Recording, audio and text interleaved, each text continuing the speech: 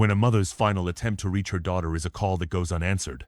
Who is to blame? In a stunning congressional hearing, the brutal murder of Laken Riley becomes the centerpiece of a searing indictment against New York's sanctuary policies. Representative Marjorie Taylor Greene, in a raw and emotional confrontation, forces Governor Kathy Hochul to face the human cost of political decisions. But just as the weight of this personal tragedy settles, the hearing takes a shocking turn. Another lawmaker, Representative Anna Paulina Luna, pivots the entire conversation, alleging that the chaos on America's streets isn't just about immigration, but is a meticulously orchestrated plot funded by Chinese billionaires and communist sympathizers. Is this a simple case of failed domestic policy, or are we witnessing the strings of a global puppet master at play? Okay. Without objection? Proudly. All right. Chair recognizes Ms. Green. Thank you, Mr. Chairman. Governor Hochul, you stated that you're a proud registered Democrat. Yes, I did. Is that illegal now, too, in your country?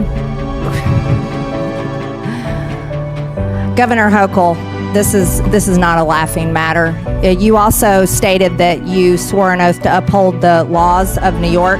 And one of the laws that you have upheld and proudly kept in place is the executive order signed by former Governor Andrew Cuomo that directs that no state officers or employees, including law enforcement officers, shall disclose information to federal immigration authorities for the purpose of federal civil immigration enforcement unless required by law. And because of your state's policies of paying for flights of illegal aliens, we ended up with Jose Ibarra in our state of Georgia. And you know, I'm a mother of 3 children, and 2 out of my 3, I have 2 daughters. And you're a mother, is that correct? Yes, it is. Yes, and I think you've got 2 children and you have 1 daughter, is that right? That is correct. And so you and I are both mothers, and there's one mother that I wish could be here today and could talk to you instead of me, and that's Allison Phillips. That's Laken Riley's mother. And we talked about Laken a few minutes ago, and you know, there's a really special bond between mothers and daughters. And we speak with our daughters daily. We speak with our daughters all day long.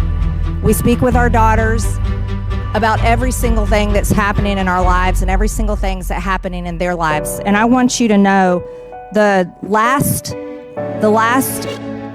time that Laken Riley and her mother, Allison Phillips, tried to talk to each other. And that happened to be in the morning when Laken was getting ready to go out and go for her morning jog. And on the morning of her murder, at 8:55 a.m., Riley texted her mother and said, "Good morning, about to go for a run, if you're free to talk." And I can tell you that's something I do with my girls, and they text me, and I'm sure you and your daughter text each other as well.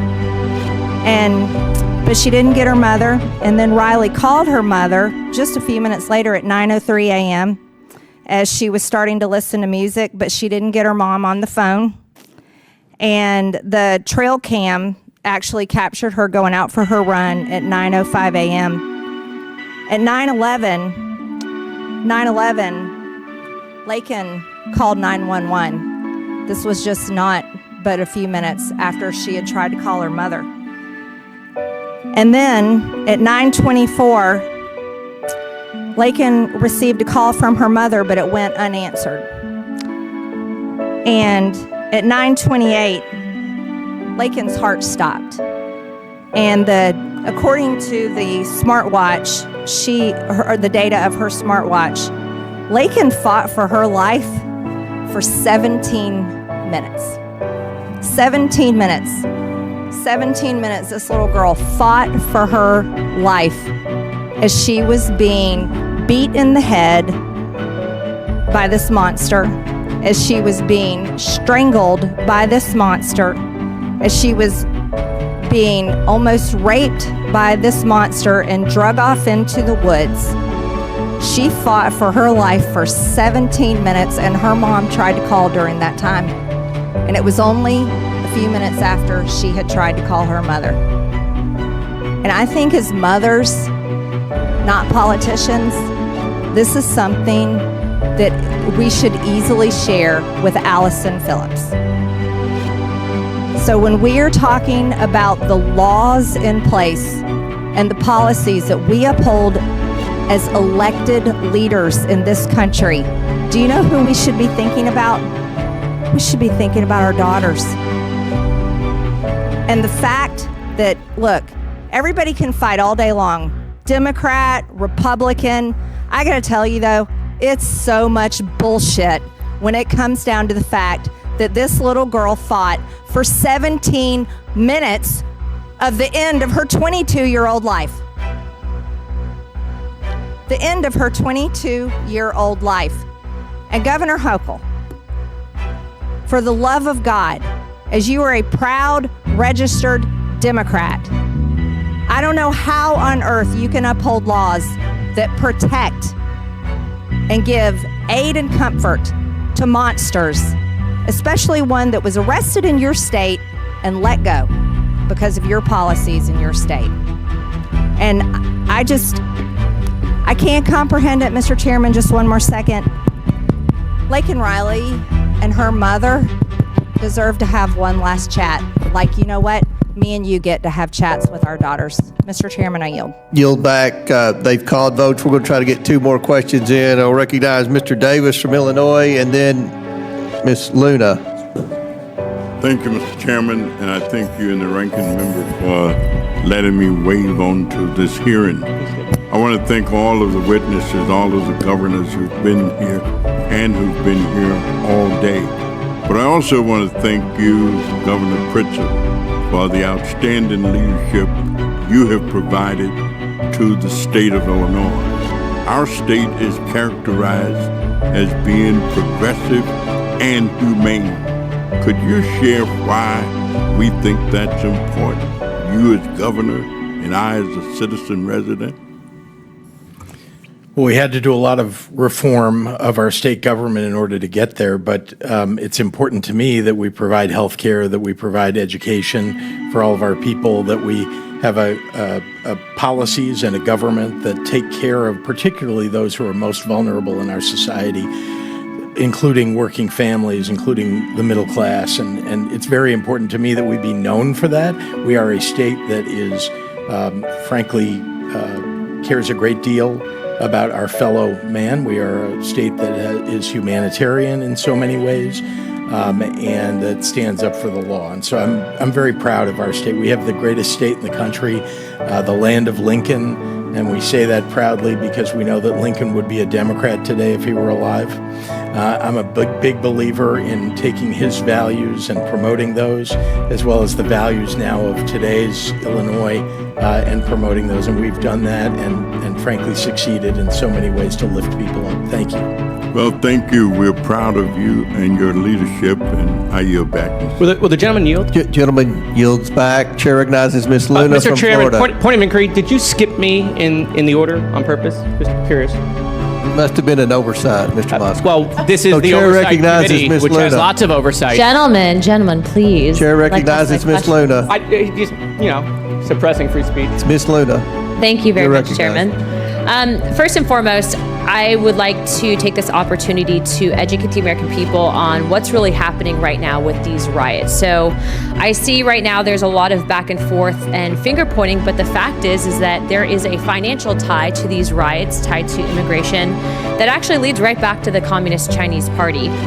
Straight up, the LA riots have been organized by an organization dubbed PSL, the Party for Socialism and Liberation, funded by billionaire Chinese activist Neville Singham, who spends part of his year by living in Shanghai. In addition to that, although he is not a registered foreign agent, he accepts a lot of money from the CCP and then turns around and funnels it right into some of these violent protests that we're seeing. But it doesn't just stop there. This is not the only organized protest that's using brown people and immigrants as a ruse to push their communist and Marxist agenda. Mr. Waltz, thank you for coming in today to testify, or Mr. Walls. Real quick, is it true, yes or no, that you are speaking at the June 14th Twin Cities No King rally? I can't confirm that right now. That Okay. could be true. Okay. Just so you know, they're advertising you speaking there. The graphic's actually on X right now. I'd be happy to provide it for you, so I'll take that as probably speaking. Is it true also, I know on your campaign that you had admitted to visiting China anywhere from 15 to 30 times, sir? Yes or no, please? I did live in China. And No, visiting, sir, in addition to living there and in addition to having, that's correct. All right. Also, too, I'd like to note that during your time in Congress that you filed for a $5 million earmark that actually was secured. $2 million of it went to the Harmel Institute that actually collaborated with the Wuhan Institute. Also, the Department of Homeland Security, sir, just to you, so that you're tracking, actually had an internal memo that was released that stated that the government of China considered you a prime target for influence operations. I'm letting you know that now because I do believe that you should be made aware of, if you are not already, that you are working with and going to be speaking at an organization and rally that not is just funded by Christy Walton, the heiress of Walmart, but also has ties to the Chinese Progressive Association, largely funding it, that actually brags on their website that they are pro-Maoist. Also, too, funded by the National Endowment for Democracy. I know there's a lot of people on this committee that don't like billionaires interfering in politics, but say nothing when George Soros gets over $260 million from USAID through the last administration that's then funneled into some of these nonprofits and organizations. So I guess my question for you guys is, now that I've made you aware that these riots are not about illegals and they're not about immigrants, if they did, they would have been protesting under Barack Obama, who's also dubbed the deporter-in-chief. And frankly, I think many of you would say that Barack Obama was a good president. Are you going to say that Barack Obama wasn't a good president? Yes or no, Governor Waltz? Do you think he was a good president?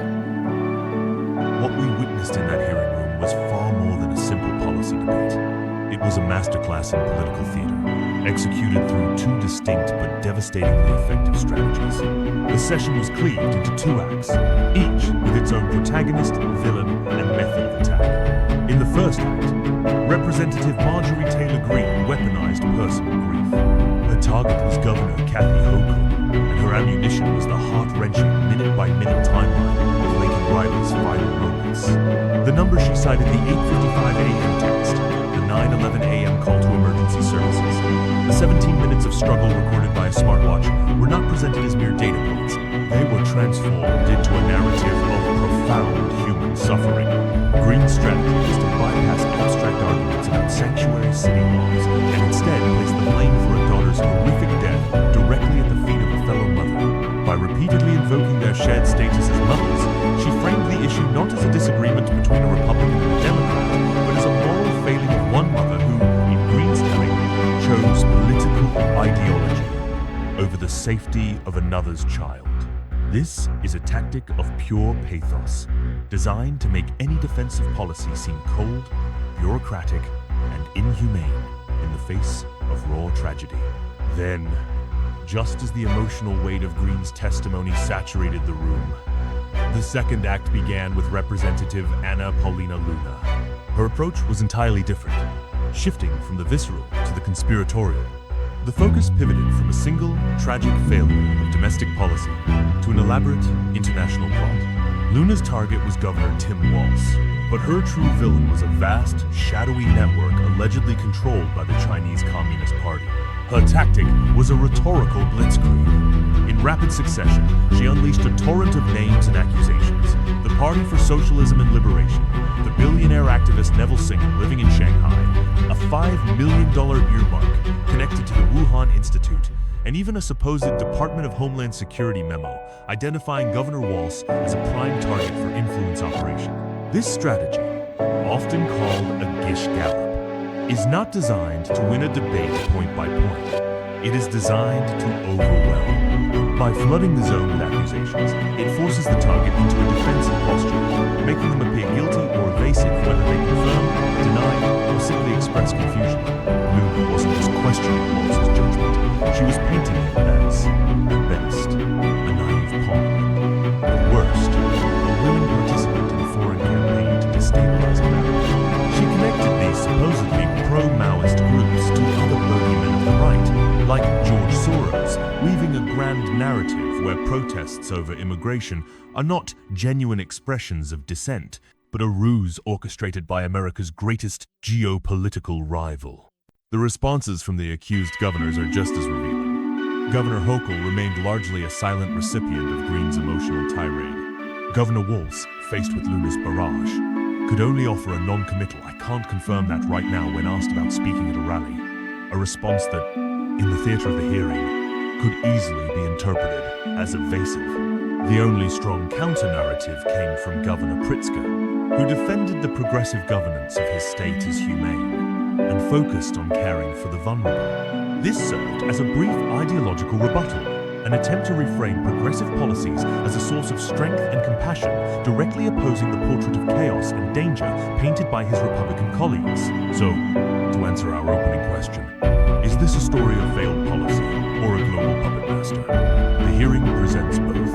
Green's narrative insists that a specific, tangible policy, New York sanctuary law, created the conditions for a monster to kill. Luna's narrative argues that the entire political landscape is a stage, and the actors are being manipulated by foreign powers. But the ultimate truth may lie not in either accusation, but in the nature of the hearing itself. This was not an exercise in fact-finding. It was a performance designed to generate viral clips and fuel a political base. It was the conversion of personal tragedy and geopolitical anxiety into potent political weapons, demonstrating that in the arena of modern politics, the most compelling story, whether of a mother's grief or a vast conspiracy, often vanquishes the complicated truth. What do you think about the tactics used in this hearing? Let us know your thoughts in the comments below, and don't forget to like and subscribe for more in-depth analysis.